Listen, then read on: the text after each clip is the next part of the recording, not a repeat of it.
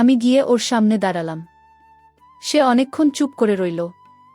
চারপাশের নীরবতা যেন আমাদের দুজনের বুকের স্পন্দনকে আরও স্পষ্ট করে তুলছিল। আমি নীরবতা ভেঙে বললাম, কি চাও তুমি? এত রাতে আমায় এখানে ডেকেছ কেন?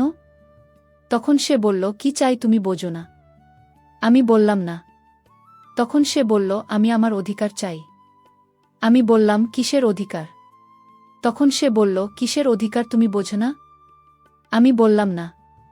তখন সে বলল, ঠিক আছে, আমার অধিকার তোমাকে বুঝিয়ে দিচ্ছি। একথা বলতে বলতে হঠাৎ করে, বন্ধুরা, বাকিটা গল্পেই বলছি।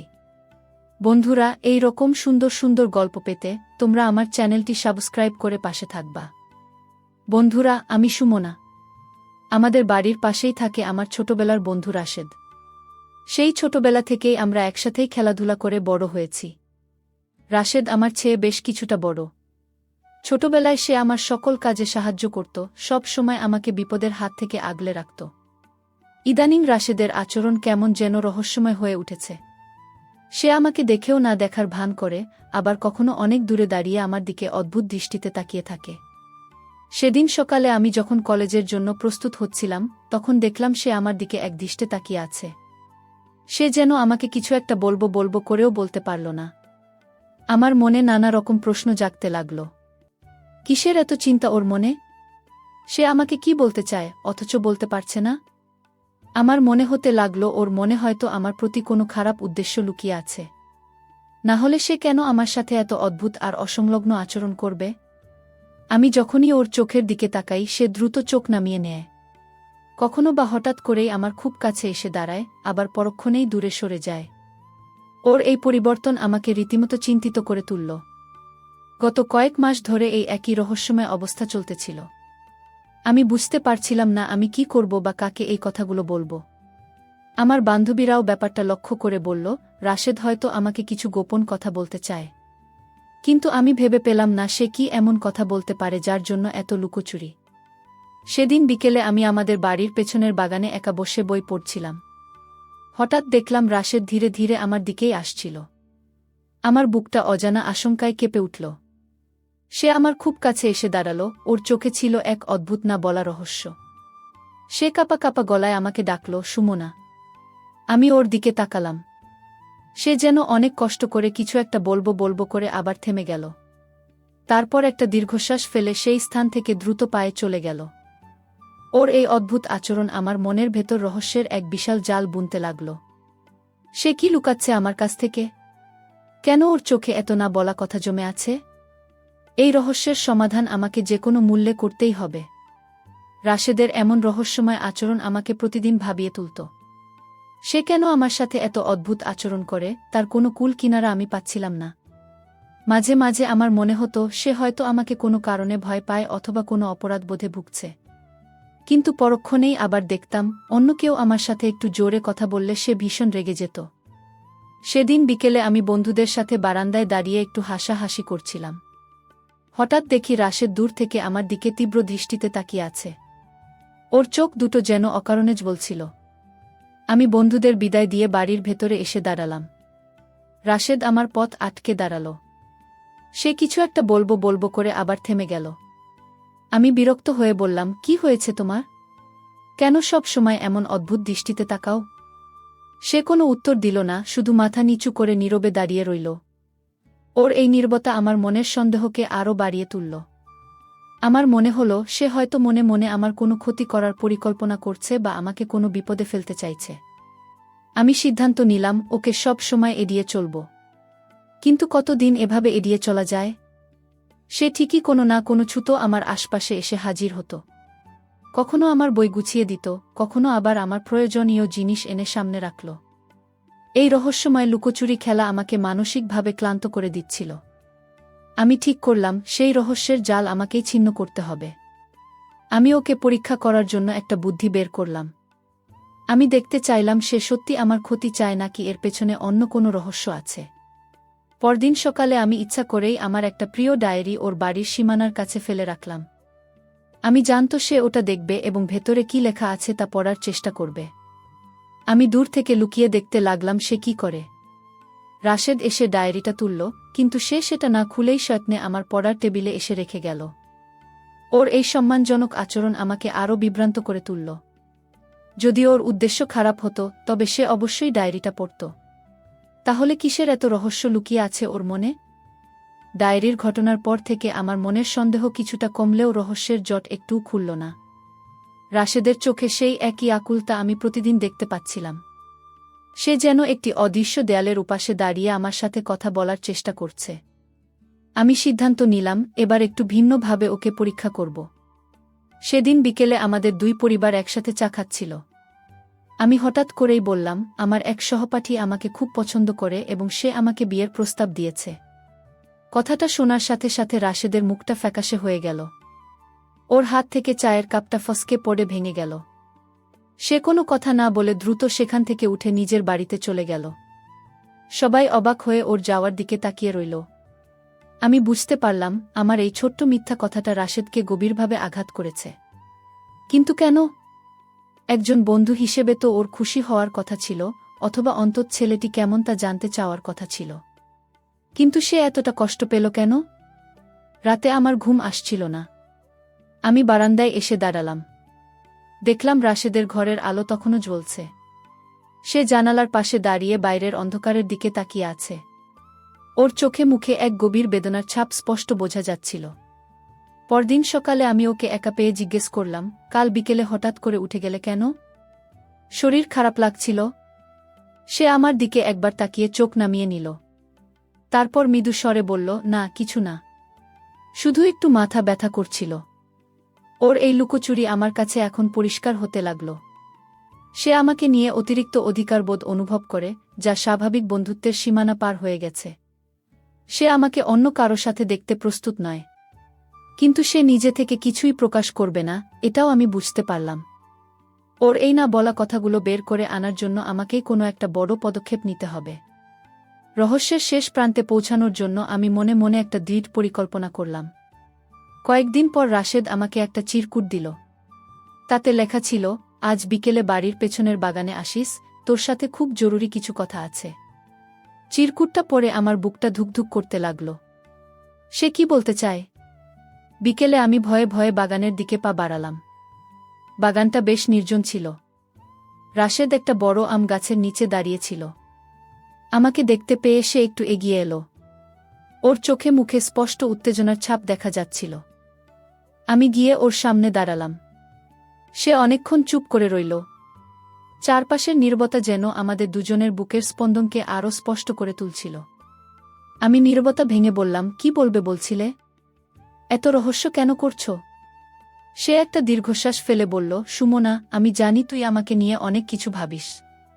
তুই হয়তো ভাবিস আমার উদ্দেশ্য খারাপ।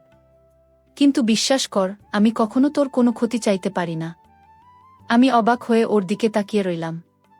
সে বলতে লাগল, আমি গত কয়েক বছর ধরে মনের ভেতর একটা কথা লুকিয়ে রেখেছি। আমি অনেকবার চেষ্টা করেছি তোকে বলার, কিন্তু কখনো সাহস করে উঠতে পারিনি। আমি ভয় পেতাম পাছে তুই আমাকে ভুল বুঝিস। ওর কথাগুলো শুনে আমার মনের সকল সন্দেহ দূর হতে লাগল। আমি বুঝতে পারলাম, ওর এই রহস্যময় আচরণের পেছনে কোনো খারাপ উদ্দেশ্য ছিল না, ছিল এক গভীর আবেগ। আমি অধৈর্য হয়ে বললাম, কি সেই কথা রাশেদ? আমাকে খুলে বলো। সে আমার খুব কাছে এসে দাঁড়াল। ওর চোখ দুটো ছলছল করছিল। সে আমার হাত দুটো নিজের হাতের মুঠো নিয়ে বলল, আমি জানি না এটা বলা ঠিক হচ্ছে কিনা, কিন্তু আমি এই অনুভূতিটা আর লুকিয়ে রাখতে পারছি না। আমি তোকে। ঠিক সেই মুহূর্তে বাগানের বাইরে থেকে কারো পায়ের শব্দ শোনা গেল। রাশেদ চমকে উঠে আমার হাত ছেড়ে দিল এবং দ্রুত সেই স্থান থেকে চলে গেল। আমি সেই অসম্পূর্ণ কথার রেশ ধরে একা বাগানে দাঁড়িয়ে রইল। রহস্যের সবচেয়ে বড় দরজাটা খুলতে খুলতেই আবার বন্ধ হয়ে গেল। বাগানের সেই অসম্পূর্ণ কথার পর থেকে রাশেদ আমাকে আরও বেশি এড়িয়ে চলতে শুরু করল। সে যেন নিজের বলা কথাগুলোর জন্যই অপরাধবোধে ভুগছিল। কিন্তু আমার মন শান্ত হচ্ছিল না। সে সেই দিন কি বলতে চেয়েছিল তা জানার জন্য আমি পাগল হয়ে উঠছিলাম। আমি বুঝতে পেরেছিলাম, রাশেদ আমাকে নিজের চেয়েও বেশি ভালোবাসে। সেই ভালোবাসা সাধারণ বন্ধুত্বের সীমানা পার হয়ে এক অন্যরকম গভীরতায় পৌঁছে গেছে। কিন্তু সমাজের ভয় আর দুই পরিবারের সম্মানের কথা ভেবে সে নিজেকে গুটিয়ে নিয়েছে। আমি নিজেই একদিন ওর ঘরে গিয়ে হাজির হলাম। সে তখন একটা বই পড়ছিল। আমাকে দেখে সে হকচকিয়ে গেল। আমি দরজাটা বন্ধ করে দিয়ে ওর সামনে গিয়ে দাঁড়ালাম। বললাম, সেই দিন বাগানে তুমি কি বলতে চেয়েছিলে, আজ তোমাকে সেটা বলতেই হবে। সে মাথা নিচু করে বলল, বাদ দে সেই সব কথা। ওসব আমার পাগলামি ছিল। তুই ভুলে যা। আমি ওর হাত ধরে বললাম, না, আমি ভুলব না। তুমি আমাকে এত দিন ধরে যে মানসিক কষ্টের মধ্যে রেখেছ, তার উত্তর তোমাকে দিতেই হবে। অবশেষে রাশেদ ভেঙে পড়ল। সে আমার দিকে তাকিয়ে কান্না জড়িত কণ্ঠে বলল, হ্যাঁ, আমি তোকে ভালোবাসি সুমনা। খুব ভালোবাসি। আমাদের পরিবার শুধু প্রতিবেশী, কিন্তু আমি জানি আমার এই ভালোবাসা তোর পরিবার মেনে নেবে মোহ। তাই আমি নিজের অনুভূতিকে সব সময় চেপে রাখার চেষ্টা করেছি। ওর এই স্বীকারোক্তি আমার মনের ভেতর এক অদ্ভুত প্রশান্তি এনে দিল। এত দিনের জমানো রহস্য, সন্দেহ সব নিমেষে ধুলো মিশে গেল। আমি বুঝতে পারলাম, আমার নিজের মনের গভীরেও ওর জন্য এক অন্যরকম অনুভূতি জন্ম নিয়েছে যা আমি এতদিন বুঝতে পারিনি। আমি ওর চোখে চোখ রেখে বললাম, তুমি একা কেন কষ্ট পাচ্ছ রাশেদ? আমিও তো তোমাকে ভালোবাসতে শুরু করেছি। তোমার এই না বলা কথাগুলোই আমাকে তোমার আরও কাছে টেনে এনেছে। সেই দিন আমরা দুজনে মিলে অনেকক্ষণ গল্প করলাম। আমাদের মাঝে আর কোনো লুকোচুরি বা রহস্য রইল না। আমরা বুঝতে পারলাম আমাদের এই ভালোবাসার পথটা মোটেও সহজ হবে না। কিন্তু আমরা একে অপরের হাত ধরে সকল বাধা পার হওয়ার শপথ নিলাম। আমাদের এই নতুন সম্পর্কের কথা আমরা পরিবারের সকলের কাছ থেকে লুকিয়ে রাখার আপ্রাণ চেষ্টা করলাম। কিন্তু ভালোবাসা আর কাশি নাকি কখনো লুকিয়ে রাখা যায় না। আমাদের চোখের ভাষা আর একে অপরের প্রতি বাড়তি যত্ন পরিবারের সদস্যদের চোখে পড়তে শুরু করল। একদিন বিকেলে আমি আর রাশেদ আমাদের দুই বাড়ির মাঝখানের ছাদে দাঁড়িয়ে কথা বলছিলাম। আমাদের মাঝে তখন অনেক আবেগ আর স্বপ্নের কথা হচ্ছিল। ঠিক সেই সময় আমার মা ছাদে এসে হাজির হলেন। আমাদের এত কাছাকাছি দাঁড়িয়ে থাকতে দেখে মা ভীষণ চমকে গেলেন। মা কিছু না বলেই ছাদ থেকে নেমে গেলেন। আমি বুঝতে পারলাম একটা বড় ঝড় আসতে চলেছে। সেই রাতেই পরিবারের সবাইকে ড্রয়িং রুমে ডাকা হল। মা সবাইকে ছাদের ঘটনাটা খুলে বললেন। সবাই অবাক এবং ক্ষুব্ধ দৃষ্টিতে আমাদের দিকে তাকিয়ে রইল। আমার বাবা ভীষণ রেগে গেলেন। তিনি রাশেদকে উদ্দেশ্য করে বললেন, তুমি আমাদের প্রতিবেশীর ছেলে, তোমাকে আমরা নিজের ছেলের মতো দেখেছি। আর তুমি কিনা আমাদের বিশ্বাসের এমন মর্যাদা দিলে? সমাজে মুখ দেখাবো কি করে আমরা? রাশেদের বাবাও ওকে অনেক বকাঝকা করলেন। রাশেদ মাথা নিচু করে সব অপমান সহ্য করতে লাগল, কিন্তু সে একবারের জন্য আমার দিক থেকে সমর্থন তুলে নিল না। সে শান্ত গলায় বলল, আমি সুমনাকে মন থেকে ভালোবাসি এবং ওকে সম্মান করি। আমি কোনো অন্যায় করিনি। ওর এই কথায় পরিবারের সদস্যরা আরও বেশি রেগে গেলেন। তারা সিদ্ধান্ত নিলেন, আমাদের দুজনকে আর কখনো একসাথেই থাকতে দেওয়া হবে না। আমাকে আমার ঘরে আটকে রাখা হলো আর রাশেদকে কড়া শাসনে রাখা হলো। আমাদের দুই পরিবারের মধ্যে এক অদৃশ্য দেয়াল তৈরি হল। যে প্রতিবেশীদের মধ্যে একসময় অটুট বন্ধন ছিল, সেই দুই বাড়িতে এখন শুধু অশান্তি আর নীরবতা। আমি সারাদিন ঘরে বসে কাঁদতাম আর রাশেদের কথা ভাবতাম। রাশেদও আমাকে দেখার জন্য ছটফট করত, কিন্তু কারো সাহস ছিল না পরিবারের সিদ্ধান্তের বিরুদ্ধে যাওয়ার। আমাদের ভালোবাসার গল্পটা যেন শুরু হওয়ার আগেই এক বিশাল অন্ধকারের মাঝে হারিয়ে যেতে বসল। পরিবারের অশান্তি চরম আকার ধারণ করল। আমার বাবা সিদ্ধান্ত নিলেন, যত দ্রুত সম্ভব আমাকে অন্য কোথাও বিয়ে দিয়ে দেবেন। সেই অনুযায়ী তারা আমার জন্য পাত্র দেখাও শুরু করে দিলেন। এই খবরটা শুনে আমার মাথার উপর যেন আকাশ ভেঙে পড়ল। আমি মাকে অনেক বোঝানোর চেষ্টা করলাম, আমি রাশেদ ছাড়া অন্য কাউকে বিয়ে করতে পারব না। কিন্তু মা আমার কোনো কথাই শুনতে চাইলেন না। তারা শহরের এক প্রতিষ্ঠিত ব্যবসায়ীর ছেলের সাথে আমার বিয়ে ঠিক করে ফেললেন। খবরটা রাশেদের কানেও পৌঁছাল। সে আমার বাবার কাছে এসে হাত জোড় করে অনুরোধ করল, কাকা, দয়া করে সুমনার জীবনটা নষ্ট করবেন না। আমি ওকে খুব সুখে রাখব। আমাকে একটা সুযোগ দিন। কিন্তু বাবা ওকে অপমান করে বাড়ি থেকে বের করে দিলেন। বিয়ের দিন ঘনিয়ে আসতে লাগল।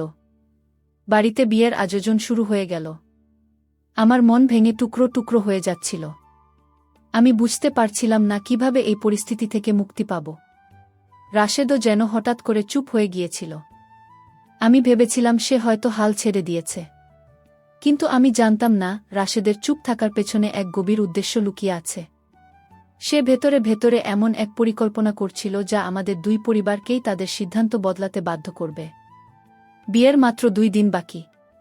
বাড়িতে আত্মীয় স্বজনে ভরে গেছে। সবাই আনন্দ উৎসব করছে আর আমি আমার ঘরে বসে নীরবে চোখের জল ফেলছি। হঠাৎ রাতে আমার জানালার কাছে একটা চিরকুট এসে পড়ল। চিরকুটে লেখা ছিল, ভয় পাস না সুমনা, আমি আছি। কাল সকালে সকলের সামনে একটা বড় সত্য প্রকাশ পাবে। তুই শুধু শক্ত থাকিস। চিরকুটটা পড়ে আমার মনে একটা ক্ষীণ আশার আলো জেগে উঠল। রাশেদ কি করতে চলেছে? সে কি পারবে আমাদের ভালোবাসা বাঁচাতে? নাকি সমাজের নিয়মের কাছে আমাদের ভালোবাসাকে হার মানতে হবে? এই টানটান উত্তেজনার মধ্যেই সেই রাতের অন্ধকার ধীরে ধীরে সকালের আলোর দিকে এগিয়ে গেল। পরদিন সকালে বাড়িতে যখন বিয়ের তোড়জোড় চড়মে, ঠিক তখন রাশেদ পুলিশের কয়েকজন কর্মকর্তাকে নিয়ে বাড়িতে প্রবেশ করল। সবাই অবাক হয়ে গেল। রাশেদ সবার সামনে দাঁড়িয়ে বলল, আমি ক্ষমা চাইছি সকলের কাছে বিয়ের এই আনন্দে বাধা দেওয়ার জন্য। সে আমার বাবার দিকে তাকিয়ে বলল, কাকা, আপনি যে ছেলের সাথে সুমনার বিয়ে ঠিক করেছেন সে একজন বড় প্রতারক। তার নামে থানায় একাধিক জালিয়াতি এবং নারী নির্যাতনের মামলা রয়েছে। এই কথা শুনে সবাই চমকে উঠল। পুলিশ কর্মকর্তা রাশেদের কথার সত্যতা স্বীকার করলেন এবং প্রয়োজনীয় প্রমাণ সবার সামনে তুলে ধরলেন। বাবা এই প্রমাণ দেখে বাকরুদ্ধ হয়ে গেলেন। তিনি বুঝতে পারলেন একটু হলে তিনি নিজের মেয়ের জীবনটা এক ভয়ঙ্কর বিপদের মুখে ঠেলে দিচ্ছিলেন। রাশেদ বাবাকে বলল, আমি হয়তো আপনাদের পছন্দের পাত্র নই, কিন্তু আমি সুমনাকে আমার জীবনের চেয়েও বেশি ভালোবাসব। ওর কোনো ক্ষতি আমি হতে দিব না। রাশেদের এই সাহস এবং বুদ্ধিমত্তা দেখে পরিবারের সকলের দৃষ্টিভঙ্গি বদলাতে শুরু করল। বাবা এগিয়ে এসে রাশেদের মাথায় হাত রেখে বললেন, আমাকে ক্ষমা করিস বাবা। আমি সমাজের ভয়ে অন্ধ হয়ে গিয়েছিলাম। তুই আজ আমার মেয়ের জীবন বাঁচিয়েছিস।